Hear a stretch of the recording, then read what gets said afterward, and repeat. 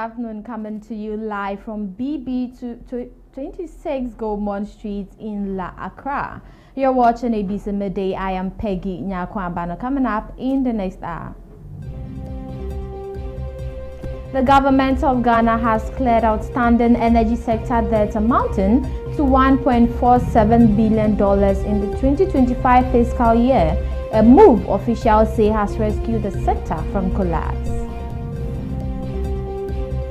One person has died and 37 others have sustained injuries following a road traffic accident at Mankron on the Accra-Kumasi highway.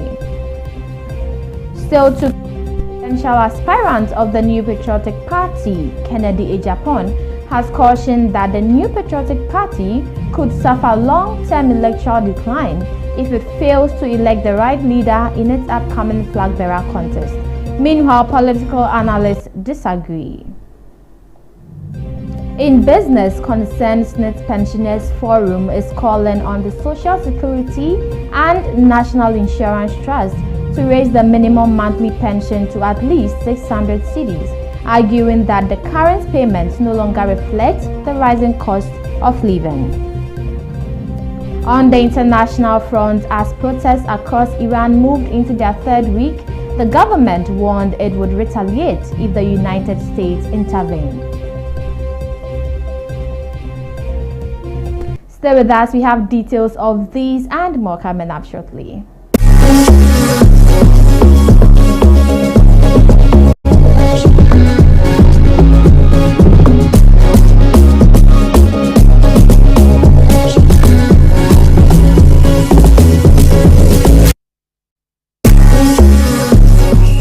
Playing for your country, easy.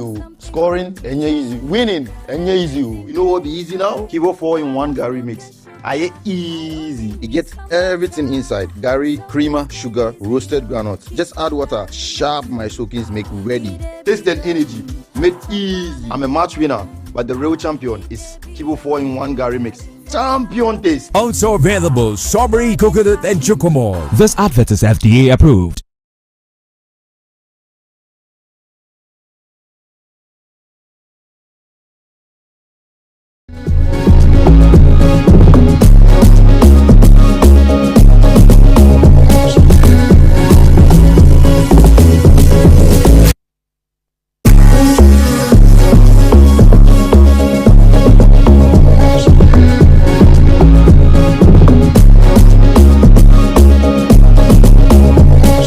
Watching ABC Midday News live on ABC News Ghana Television. We're streaming live on Facebook at ABC News GH_. Now to our stories.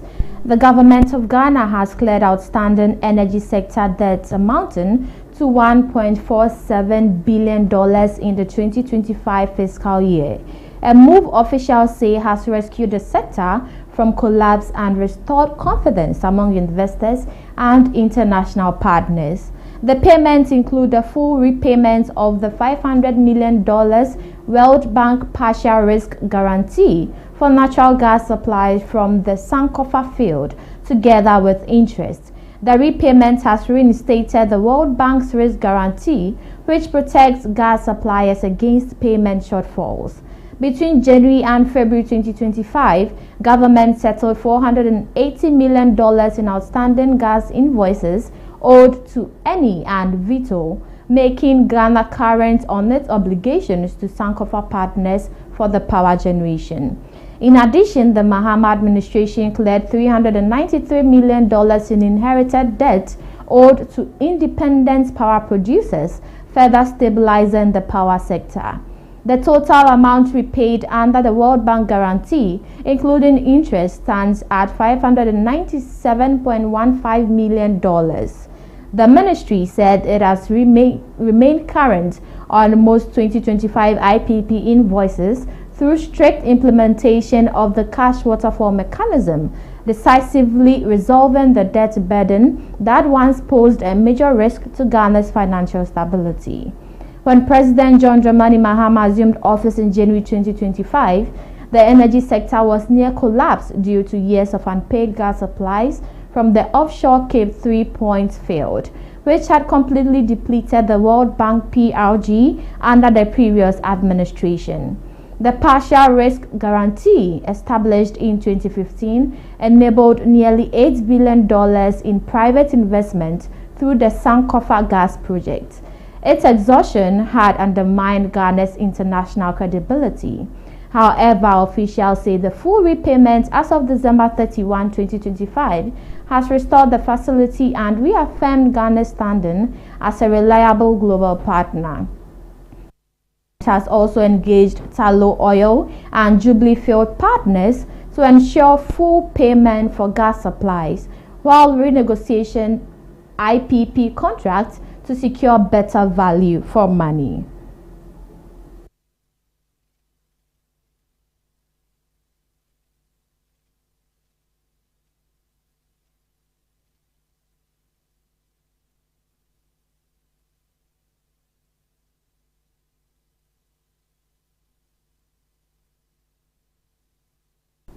Joining us on the line is Head of Research at COPEC, Polofori, to have further conversations on this. We'll also be bringing you conversations with the spokesperson for the Energy Ministry. Good afternoon, Tenny. Welcome to ABC News Ghana Television.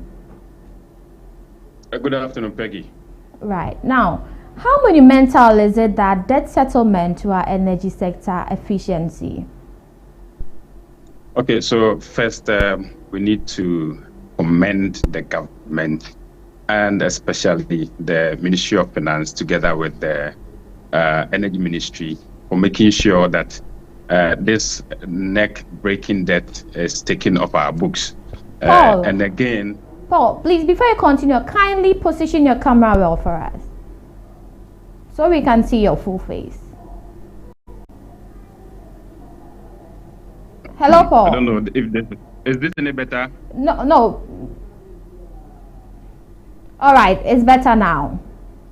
Okay, so as I was indicating earlier, I think that we need to give credit where it is due. Government has done a tremendous job by taking off these debts that were hanging in our books. And again, we need to also commend the Finance Ministry together with the Energy Ministry in doing that yeoman's job of getting this legacy debt off our books. Having said that, I think that we need to put the whole debt situation in a perspective so viewers can understand.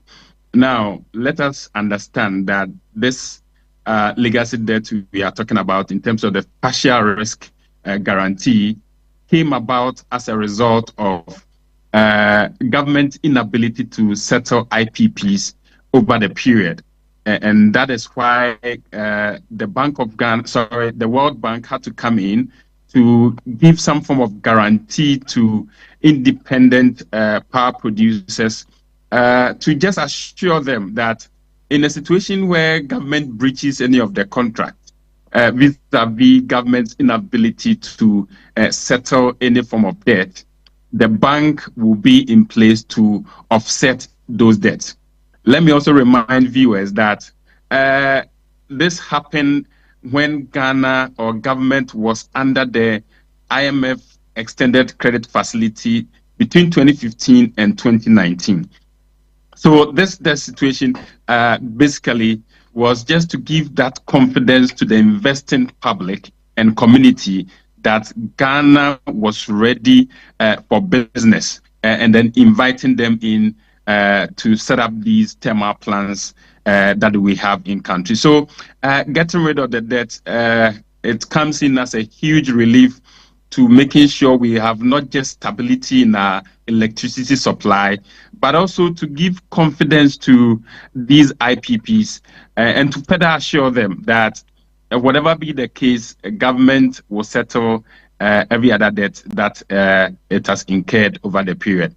Again, it is also to state, or it is important to state. Hello, Paul. Please, I'd like to put you on hold for a short while. We have joining us on the line the spokesperson for the Ministry of Energy and Green Transitions, Richmond Roxon, to have further conversations on this. I'll come back to you. Good afternoon, Sandy. Welcome to ABC Midday News. Good afternoon to you, and good afternoon to your cherished viewers. Welcome. How will this clearance, the clearance of these areas, improve power reliability, reduce the risk of recurring energy crisis? The first point that has to be made is that this administration inherited a very difficult energy sector. And if you look at the progress that has been made from 700 megawatts of load shedding in December 2024 to zero load shedding, this as a result of some of these interventions that have been championed by the Honorable Minister for Energy and Green Transition, Honorable John Abdullah, together with the Minister of Finance, with the tacit support of His Excellency, the President of the Republic of Ghana. Looking at the difficulties that the government inherited, a chunk of debt, you look at an IPP debt of $1.73 billion. You look at the World Bank guarantee that have been depleted within the period, which is almost $600 million. And then the debt to utility service providers. So far, we've made progress. As the statement stated, you've cleared the debt with the World Bank guarantee has been restored. This was as a result of non-payment of gas used by the previous administration. And then also the IPPs are happy, because we've stayed current with them with the current cash waterfall mechanism. We are current with them, and then legacy debt has also been addressed.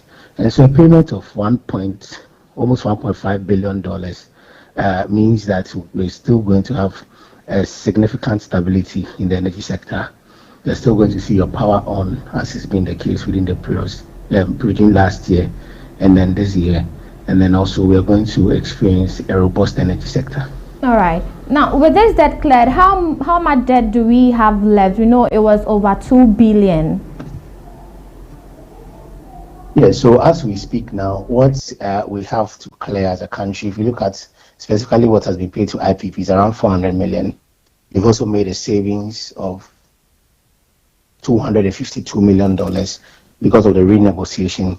And then beyond that, you are also looking at some cuts in tariffs.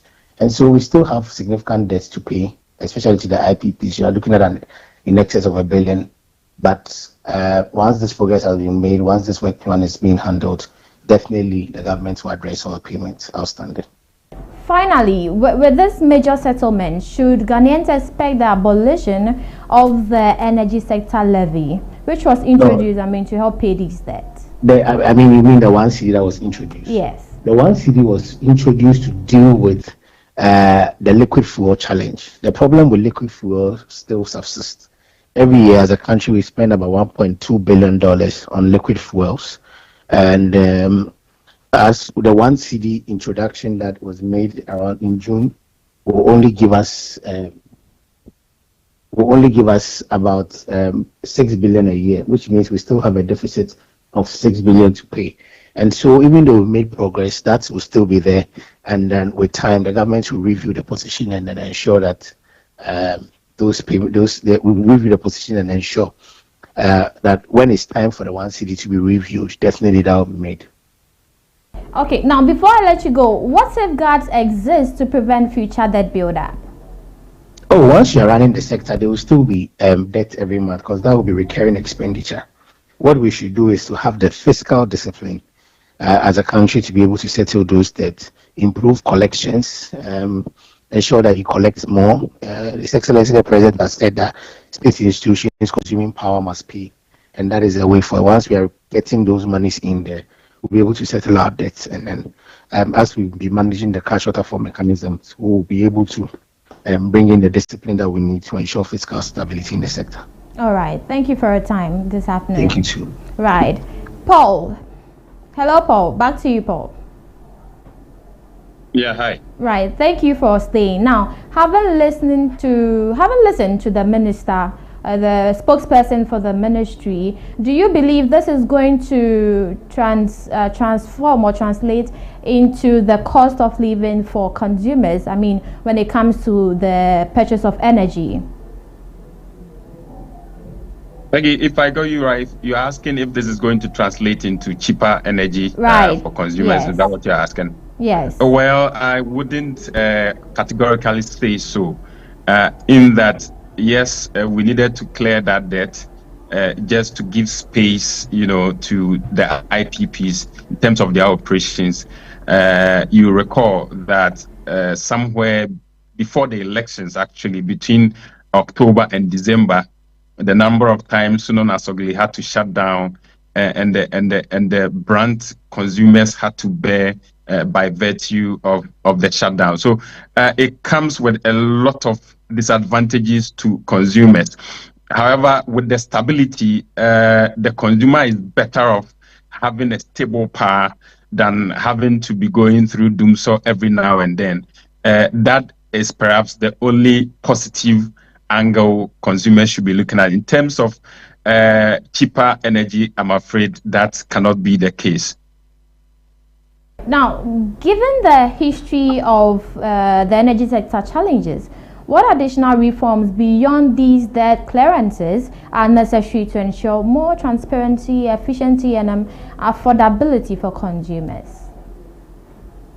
Peggy, I was keenly looking forward to you asking Richmond the sources of funding or funds the Energy Ministry together with the Finance Ministry, using clearing the debt. I was very particular in hoping that perhaps that question would have sufficed, so Richmond could have responded. Unfortunately, we are not getting that information from government. That would have allayed the fears of especially with the CSOs and other, stakeholders within the energy space.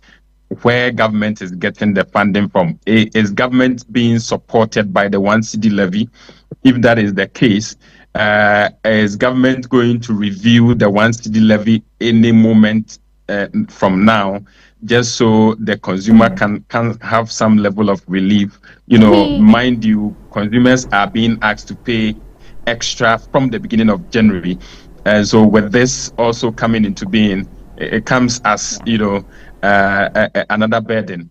Having said that, Peggy, going forward, again, there is the need to enforce the cash waterfall mechanism. There should not be any form of compromise whatsoever. No form of violence in terms of the allocation of the cash waterfall mechanism. We should respect it as it is and make sure IPPs are paid on time. We do not want a situation where any of the IPPs who are providing about 70% of our energy mix, shut down, and then we will have to grapple with doomsday here and there. That I'm afraid the consumer will not be excited about. So we should make sure that those debts are cleared as and when they come up. Again, the fact that we have cleared the legacy debt does not mean that every other debt within the energy space is gone. No. 2025, we still owe the IPPs. And these were monies the IPPs had been requesting even prior to the election. So these debts had been there, and they needed these to be cleared before they provide any form of services to the service players within the chain. So there is still debt to be paid. Government should remain committed to the cause and further give assurance to these IPPs that come what may, we will be settling your debt. And so that assurance has to be given to the IPPs. Again, the interference that used to be the case, we are hoping that it will not continue. And again, we are hoping also that government will respect its part of the bargain by making sure that the arrangements made between the IPPs in terms of take and pay, not take or pay, take and pay, will also be respected by each party going into the future, Peggy. All right, Paul, the spokesperson did mention that the 1 Ghana cedi fuel levy was meant for the fuel and liquid energy, so it still remains until it's also addressed to, or they get the opportunity to also take it off. Peggy, like I said, I would have been happy if you had asked that question. He did, yes. The intent behind the 1 cedi levy was for the purchase of liquid fuel. But between that time and now, we do not know how much that levy has amounted, or how much revenue we've been able to generate, especially with the 1 cedi levy collection. If we know, that will also be able to address some of the mind-boggling issues, as far as the players within the sector are concerned. So we want to know the source of funding for the clearance of the legacy debt. And then we also want to know how much the 1 cedi levy has accumulated over the period, so that all of us can understand in terms of transparency and accountability. That's all we ask, Peggy. All right. Thank you. Thank you for your time this afternoon, sir. Thank you for having me. Right. That was Head of Research at COPEC, Paulo Fori, and we also engaged the spokesperson for the Energy Ministry, Richmond Roxon Esquire. Now, away from that, one person has died and 37 others have sustained injuries following a road traffic accident at Mancron on the Accra-Kumasi Highway on Sunday, January 11, 2026. The accident involved a 40-seater Zonton bus with registration number AS7022-21 and a MAN diesel truck GW3969U. Both vehicles were reportedly in motion at the time of the collision. According to the Ghana National Fire Service, the Suhum Municipal Fire Station received a distress call at 6:59 a.m. and arrived at the scene at 7:07 a.m. ADO2 Bernard Boama led the rescue operation. One person was confirmed dead, while 37 others, comprising 21 males and 17 females, sustained varying degree of injuries. Occupants of the truck were not injured. The Ghana National Fire Service team extricated the deceased from the wreckage, assisted the injured, some of whom had already been transported to the Suhum Government Hospital, and cleared the scene to restore traffic flow and ensure the safety of road users.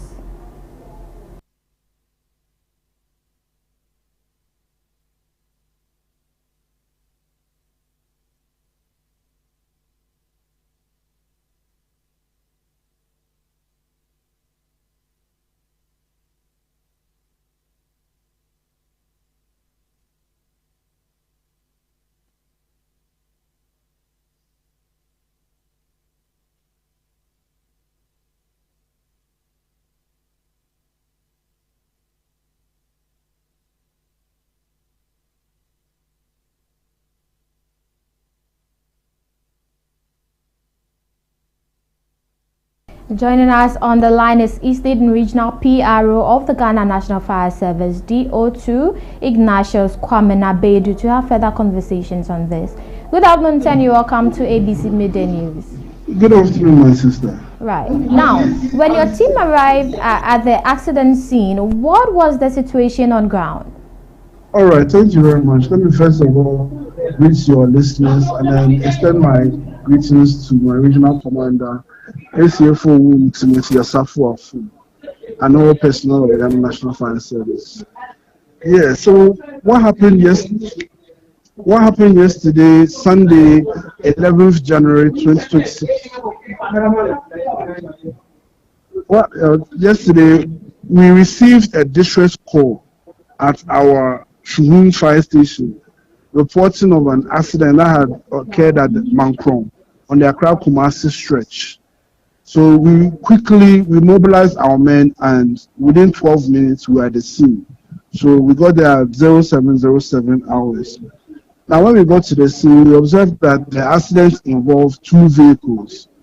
Zontong bus, the VIP type, a 40-seater bus with registration number AS-7022-21, and a MAN diesel truck with registration number GW3969-U.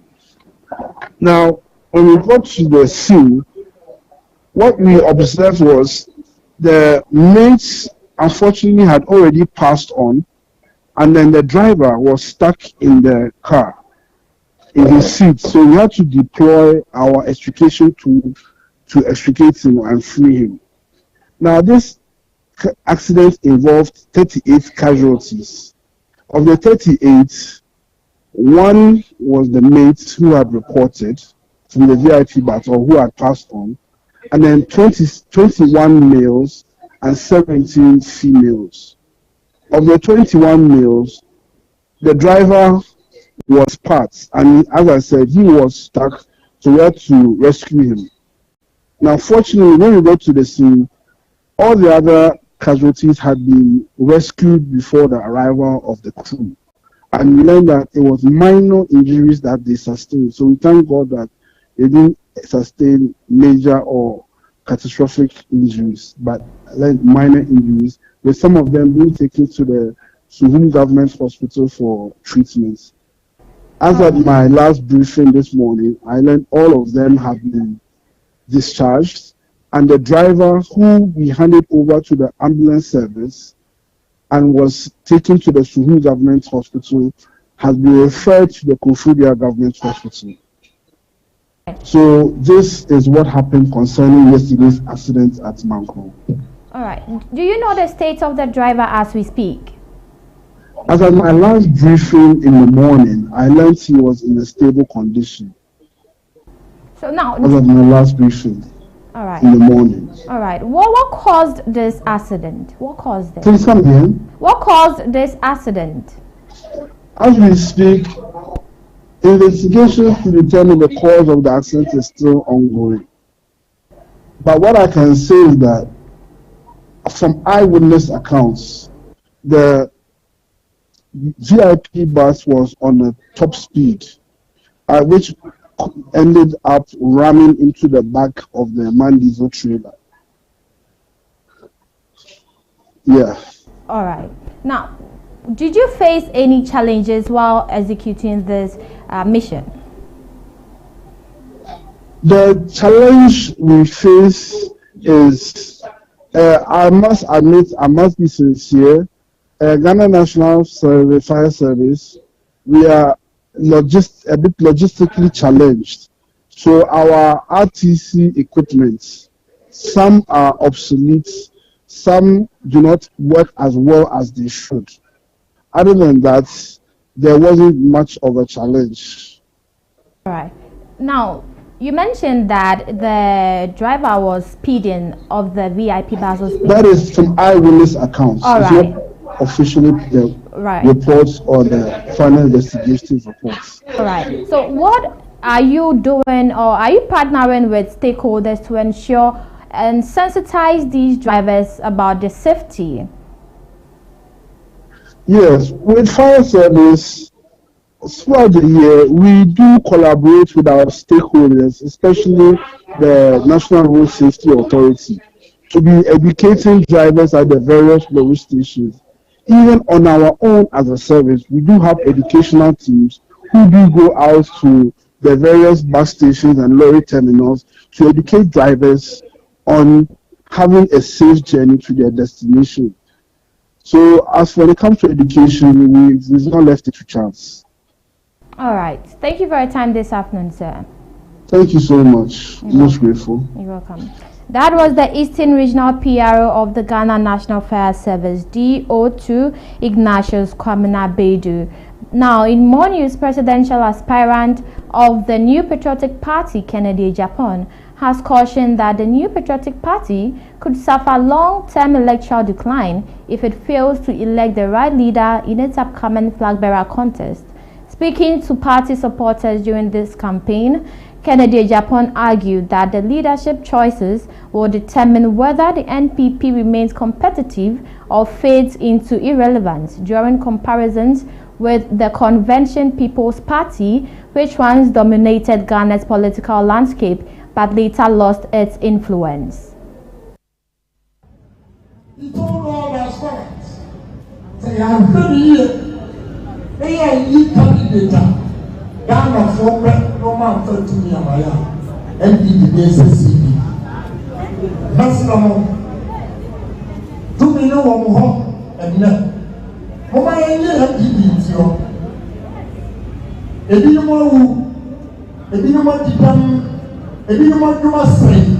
all in the name of MPP. near up to yen. The Benamia Society Tias. Tias Pia, young family compliment. Any MDP Mexico. Obia Obaka said, what to mark and the Japan, the way you have free album one on tip politics. It is said, so when you need free album, now the young Ecofia. The Yoruba, the Grubetuatia, the Mabetuatia, and young Forbetuatia, the Muslim Forbetuatia. General election, who said, you've lost 20. That's the 50 plus 1. Now, my lose 20. Never say, and that's what my mind. The best role. Ubia enya the freedom entie nyagana kwa yenkotoa ebi part etuaba enya homfaso yentoaba enkwa mokire. Now, senior lecturer and political scientist Dr. Samuel Friye has cautioned New Patriotic Party presidential aspirant Kennedy Japan over recent comments suggesting that the NPP could turn into the Convention People's Party if it fails to elect the right leader. Speaking on ABC in the morning, Dr. Friye described the remarks as inappropriate, noting that no political strategist would make such a statement. He stressed that Kennedy cannot compel delegates to support him, but must rather convince them by clearly presenting his political ideas and vision. He added that comments made at the party's presidential primary approaches could undermine the efforts and work he has put into his campaign. CPP. For any political strategies, will not say that the MPP will end up into what the CPP. No, that is a wrong assertion by Honorable Ken. You can't force yourself on people. What you have to do is that sell yourself what you want to do. Tell them. If it is not you, it's not for others. So sometimes these politicians need to be very careful. These last days, or the days ahead of us, is dangerous. And I'll urge him, Ken, respectively, to be very cautious about his statement. Because this trial movement or this time, any comment can derail all what he has worked for. So on this, Member of Parliament for Akim Odan and a key member of the Bawumia campaign team, Alexander Kwesiakwa, has accused the camp of Kennedy Japan of attacking Dr. Mahamudu Bawumia because it has no clear message to present to the party delegates. Speaking on ABC in the morning, Mr. Akwa stated that Dr. Bawumia has refrained from attacking his opponent and has instead focused on issues such as the factors that led to the party's electoral defeat, strategies for winning the next general election, and what he intends to offer Ghanaians. These comments, yes, you have some of the social media people, some of the people who want to respond to some of these comments, but it tells clearly that if a camp doesn't really have any programs to project, any programs to convince the delegates with, they end up destroying the other candidates, which is the thing Dr. Bawumia hasn't done.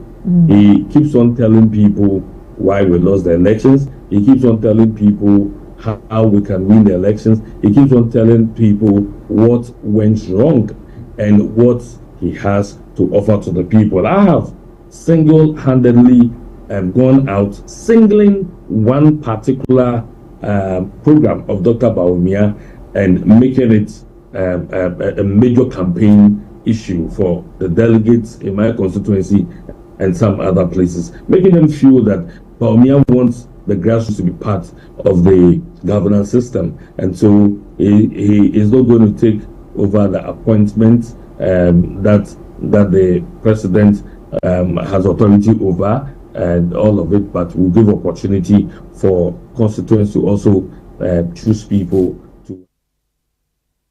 Still on the NPP, former spokesperson for Dr. Bawumia in the 2024 election, Dennis Miracle Sabuaje, has accused the government of complacency in the fight against illegal mining, arguing that state institutions undermine enforcement efforts by buying gold from the very galamsey operators they are supposed to stop. According to him, this contradiction weakens the resolve to end the menace and fuels the continual destruction of the environment.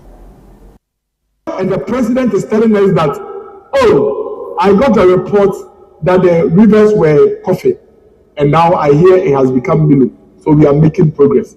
That is the president's definition of progress. The NDC's government's definition of progress when it comes to the fight of galamsey is when the river bodies move from coffee to milk.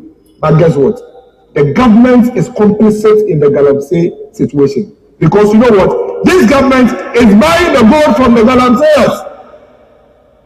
I'm buying now Casa de Ecoto gold with galamsey. In fact, I'm buying a Casa de Ecoto gold because I'm going to gold in the manual. The president said in a media engagement, said 60% of the gold that Ghana has bought and is exporting through gold board is bought from small scale miners.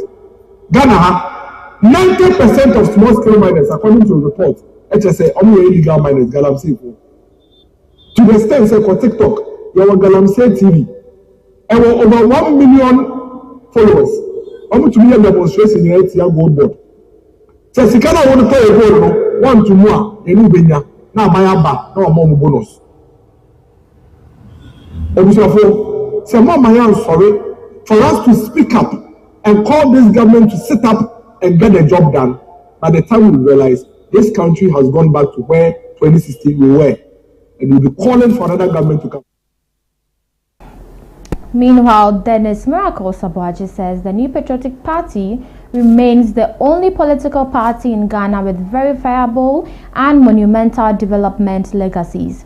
He argues that the NPP's record in infrastructure, social interventions, and economic reforms provides clear evidence of its long-term impact on national development. He argues that the NDC government performance in the first year has been driven by political astroturfing rather than real change. For the entire period since 1992 to 2026, where we are now, between the MPP and the NDC, the fact still remains that the MPP is the only political party that has evidence of clear-cut monumental legacies for this country. That is without lie. That is fact. You can't debate it. Legacy. You see, every government builds schools, so we don't count that. Every government builds roads, so that is not a big deal. Every government will build markets. That is not what we are talking about. We are talking about a government that will bring development that every Ghanaian everywhere will benefit. The kind of development that if you are in Adesso, or you are in far away or Yoko, or you are in Sisala, or you are in Pusiga, you will benefit. That is what usually we describe as the social intervention policies. Because you see, government cannot have enough money to construct every road in Ghana. So if government says I'm building roads, before they will never see one because the money is not enough. But if the government brings the national health insurance, every Ghanaian everywhere will benefit. Whether you are in the upper east or upper. You're still watching ABC Midday News. We'll take a short break here. We'll be right back with more news.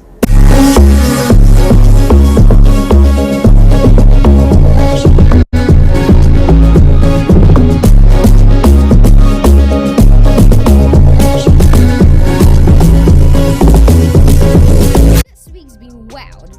New releases dropping, artists blowing up, moments going crazy on the timeline. Don't worry, we've got you. We pull the highlights, the date, the event, everything you need to know, and then the real fun starts. The official top 10 songs running the streets, the airwaves, and your playlists. If the culture is talking about it, we are counting it down. This is the rundown.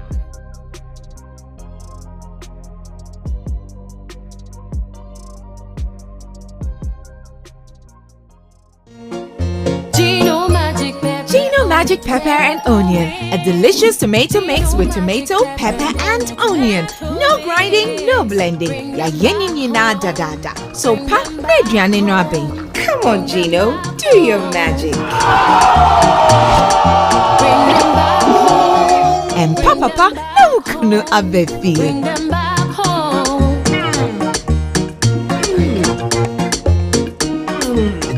Tasty magic. And your daddy trying to kiss keke. Gino Magic Pepper and Onion. The magic that brings them home.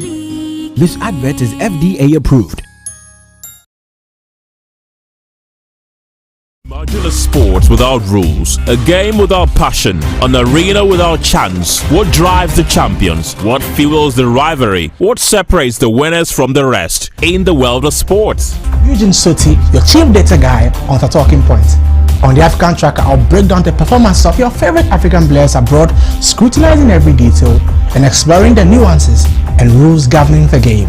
Meet us in your area for Area Take as we plug into sports perspective and hear your thoughts on every play of the game. I'm James Makion, your go-to expert for everything local. I'll review the fixtures from the locker room to the pitch and from the management to the fans. I've got you covered. Oh la la! Don't miss out on the double excitement. It's a fun pack, pulsating and complete wrap of everything in sports, from boxing to football, tennis, NBA and more. Sports World on ABC as every Wednesday from 7 to 8 p.m. Sports World on ABC. Sports beyond borders.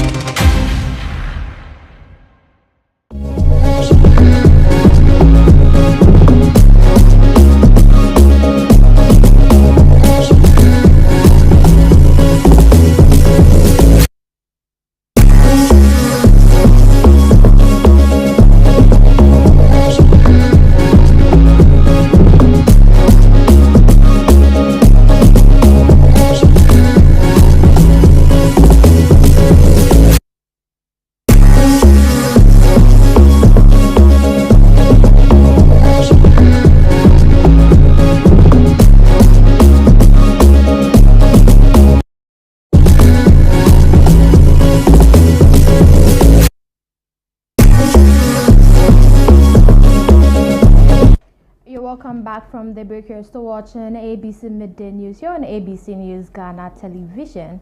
In more news, the High Court has ordered the Attorney General to file a written report justifying the continued detention of Alhaji Seidu Abagre following claims by his lawyers that he has been unlawfully held in custody since December 24, 2025. The order was made during proceedings on a habeas corpus application challenging the legality of Abagre's arrest and detention by the state. The court directed that the report be filed on or before January 21, 2026, with the matter adjourned to January 26 for further hearing. Alhaji Seidu Abagre has been at the center of the chieftaincy dispute in Boko, where he claimed to be the Boko Naba. Following the mediation outcome, Abagre was reportedly required either to leave Boko and accept reassignment by the overlord of Mampugu, the Nayuri, who initially selected him, or to remain in Boko strictly as an ordinary resident. Despite this, he was subsequently arrested by the Ghana Armed Forces and handed over to the National Investigations Bureau, where he has remained in custody.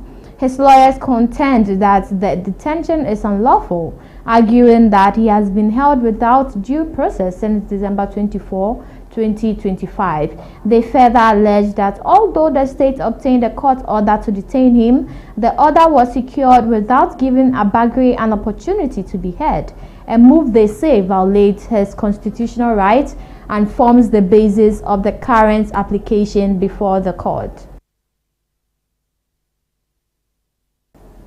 Up next is business news.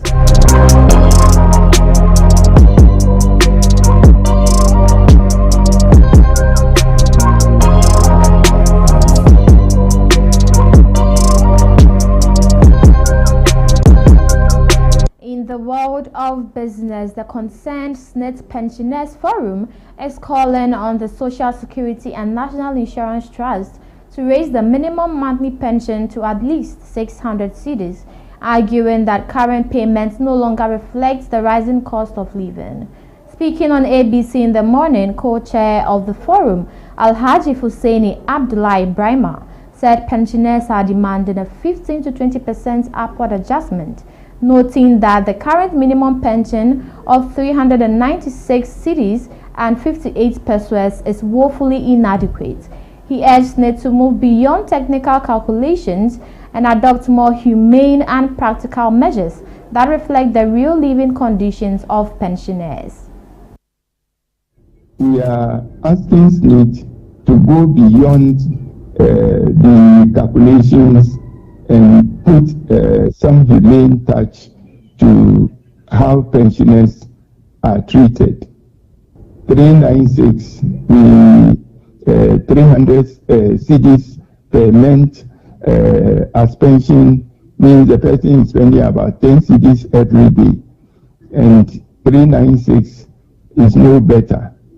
We are grateful. We appreciate the regularity with which SNIT pays pensions, but we think that they can do more, and we expect that government would intervene and take it beyond just working figures based on inflation headline figures. Yeah, for somebody who has gone on pension and you're going to pay him 300 cedis as the lowest pension, we are suggesting 600 per month 600 for the lowest.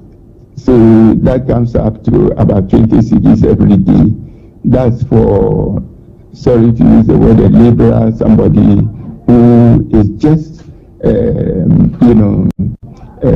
starting, having contributed minimally during his or her working life. So I think 600 is not the best. The 600 cedis per month for pension is not the best, but it's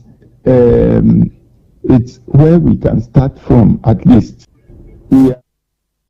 In more news, the Bank of Ghana has disclosed the sharp rise in losses under its domestic gold purchase program, with figures reaching 5.66 billion Ghana cedis in 2024.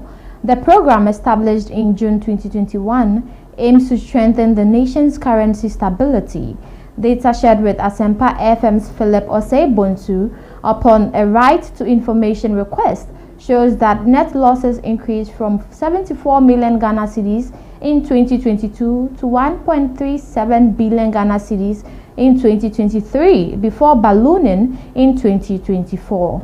Net G40 losses covering gold and oil transactions and net G4R losses covering artisanal and small-scale mining, gold and other segments accounted for the increases.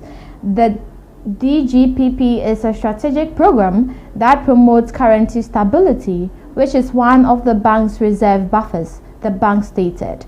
Despite the losses, the institution insisted the program remains a key stabilizing tool. Figures for 2025 indicate 100.6 tons of ASM gold and a total of 110.99 tons of gold purchased, value at $11.4 billion. However, these numbers are pending external audit confirmation, the bank noted. Still on this, the governor of the Bank of Ghana, Johnson Pandit Siama, has disclosed that the controversial Gold for Oil program was discontinued after authorities uncovered multiple irregularities in its operations. Addressing members of parliament at a public accounts committee hearing on January 12, the Bank of Ghana's governor said the decision to cancel the program was necessary to protect the integrity of Ghana's financial and commodity management systems. Probably reference is to observe that since we cancelled the gold for oil in May last year, we haven't seen a build-up of queues at the pumps. Because one of the objectives for the Go for Oil was to support that. And so we believe that the cancellation was worth it. There were quite too many issues under the Go for Oil that we needed to unearth. And therefore the board authorized an external audit. We got PPA approval for the audit just about 2 months ago. And so that exercise is underway. In the case of the Gold 4 reserves, as the name suggests, the objective was to help us build reserves. Now, based on the data that NA has provided so far, the evidence is clear that it is not a question of shutting it down, but it's the question of enhancing its efficiency, looking at inefficiencies that you have to take out. And that is why we went after Gold Board. I also have a table here I can give to you. That's all for business news. Up next is sports with Eugene Oforisoti.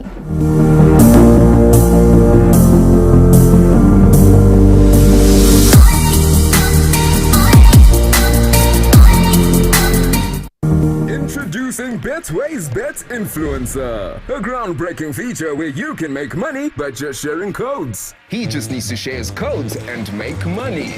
The more his codes are used, the more money he makes. Oh yes, so what are you waiting for? Anyone can be a bet influencer. Share your codes and make money. Bet Influencer, another world first from Betway. This advert has been approved by the Gaming Commission of Ghana. Betway, get way more.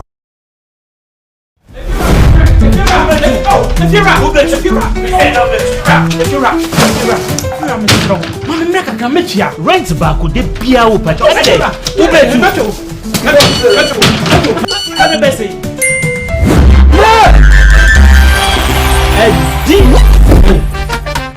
Come on, let me see what. Where this guy?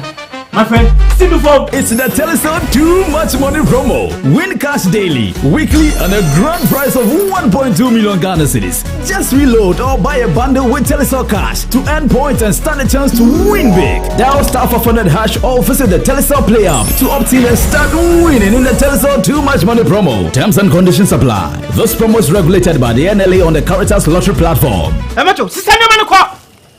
When is happening?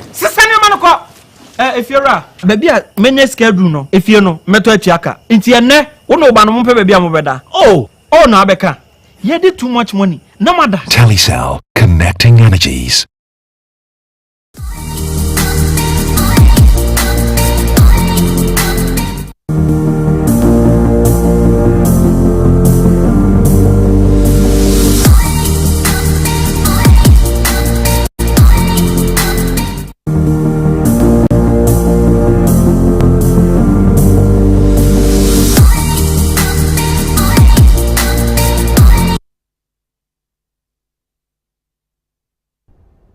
Well, hello there, good afternoon. Welcome to the sports segment. I'm Eugene Oforisoti. Let's start from the Ghana Premier League, where Kumasi Asante Kotoko were unable to secure all 3 points against Brekum Chelsea, with the Porcupine Warriors now winless in their last 2 Ghana Premier League matches. Head coach Karim Zito attributed the drop points to his side's lack of cutting edge in front of goal, admitting that poor finishing denied Kotoko a deserved victory. Karim Zito stressed that Kotoko's ambition is to challenge for the Ghana Premier League title, but warned that the team's struggles in converting chances could undermine their push for the trophy if not addressed. We were holding the ball all right, but progressing to finish at goal was our problem. And then we were also attacking on the wing, you understand me? But still the pull-out wasn't targeted. Well, because we needed a goal. We don't need a draw here, seriously. If we want to win the league, we shouldn't be playing draw at home. It's a fact.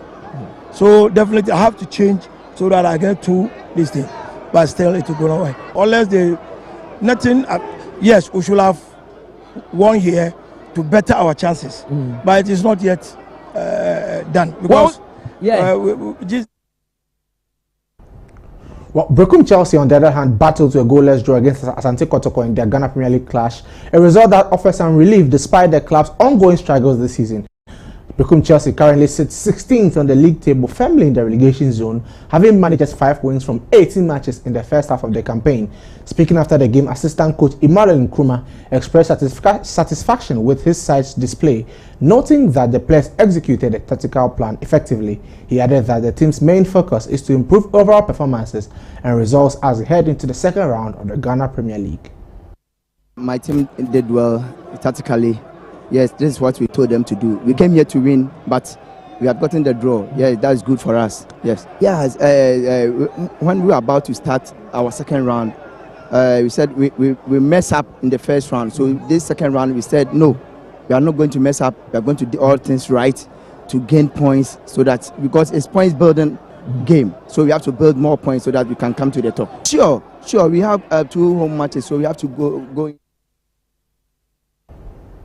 So that's it in terms of the Ghana Premier League. Let's have a look at the results of the weekend's game. So Asante Kotoko played out a goalless draw against Berekum Chelsea. Aduana Stars sat at home at the Nana Adjumambedu Park and beat Kerala United by 2-1. Midday beat Young Apostles comfortably by 3-0. Gold Stars lost away to Bechem United. Dreams FC were also record winners in the week, beating Hearts of Lions by 3-0. Nations FC drew away to Sweden All Blacks at the Sweden Stadium, and then Samatex FC drawing goalless against Vision FC. Well, away from the Ghana Premier League, let's head to Spain, where Barcelona claimed back-to-back Spanish Super Cup titles after edging past Real Madrid in a thrilling 5-goal El Clasico final in Jeddah, Saudi Arabia. The victory marks Barcelona's 16th Super Cup triumph, with Hansi Flick's men once again getting the better of Los Blancos, having also beaten them in last year's final. Speaking after lifting the trophy, Barcelona's head coach Hansi Flick expressed his delight with both the result and his team's performance, hailing the players for their character and quality on the big occasion. It's great, when you play a final, also against Real Madrid in El Clasico, and you win it. It feels really good, so it's what I can say, and I'm really proud about the team because we played the style how we want to play as Barca. So this is for me the most important thing, and I'm really proud. How I said before, I'm really proud about the team. Before, I think the first half we played really fantastic. Well, that's all the sports for now. I am Eugene Oforisoti. International news is up next.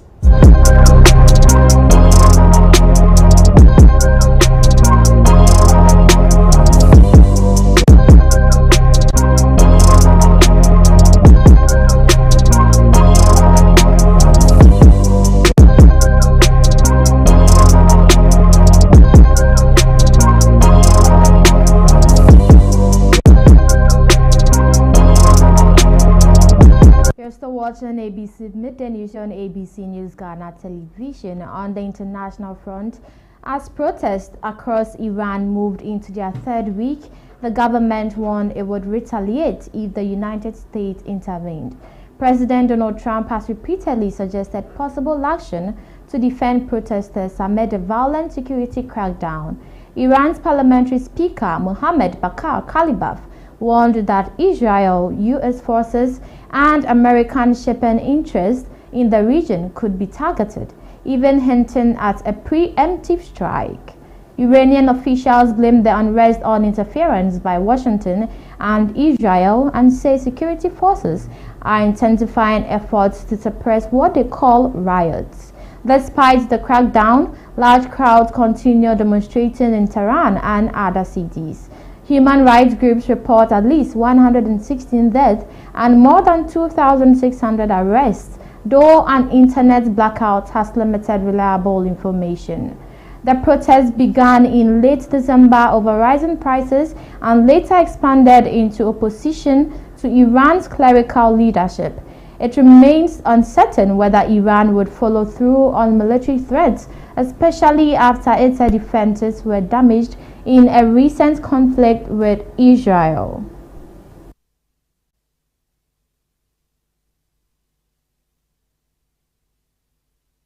That's all for international news. Up next is entertainment news.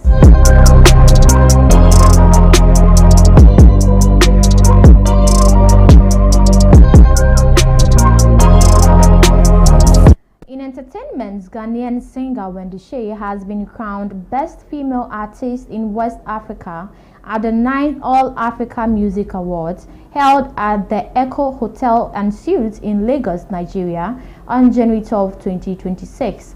The award, won with her hit single Too Late, marks her first ever visit to Nigeria, making the victory even more significant. She beat stiff competition from top West African acts including Amare and Molly of Ghana, Ira Star and Tiwa Savage of Nigeria, as well as nominees from Côte d'Ivoire, Guinea, Mali, Senegal and other countries across the sub-region. An emotional Wendy Shea, in her acceptance speech, expressed gratitude to her fans, Rough Town Records and 1RPM, while also speaking about the challenges women face in the male-dominated music industry. She later thrilled the audience with a performance of Too Late, joined by her mentee, Tracy Shea, whose viral dance routines helped propel the song to widespread popularity. The win has been hailed as a historic moment for Ghanaian female musicians, reinforcing Ghana's growing impact and influence on the African music scene. That's all for entertainment news, and that's how we wrap up ABC Midday here on ABC News Ghana Television. We stream live on Facebook at ABC News GH _. For more news, log on to our website at www.abcnewsgh.com. I am Peggy NyarkowaA Bannoor. Have a wonderful day.